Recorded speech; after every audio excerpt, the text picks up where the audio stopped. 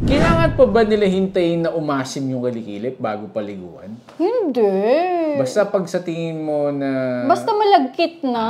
Okay, sige. Okay. Lalo na halimbawa, alam mo mga bata, tapos makita mo, ayan yung gatas. Okay. Alam mo yun, talagang naglulungad yung mga batang yan. So ako, personally, nung baby ang anak ko, 3 hanggang 4 na beses talaga ang bihis at ang punas, basta... Tas minsan yung pupo, yung wiwi, kung saan-saan nag-smear. Kaya talagang as needed ang pagpapalit at paglilinis sa bata. Hindi po once a day, twice a day. Meron pong mga naririnig nga akong remarks dyan. Bawal hong paliguan ng Tuesday at Friday. Totoo po ba yun? Bakit bawal ang Tuesday at Friday? Anong meron sa araw na yun? Kasi sabi ho ng aking mom-in-law. Alam niyo po, kailangan po ang baby din ay para feel fresh din sila, hindi sila iyakin, lalo na sa panahon ngayon na mainit. So, as needed, kung kayo ho naiinitan yung bata, naiinitan din.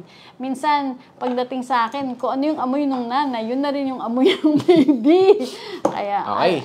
Kaya importante po, mga mamis, palagi kayong mabango para yung baby nyo rin mabango din palagi.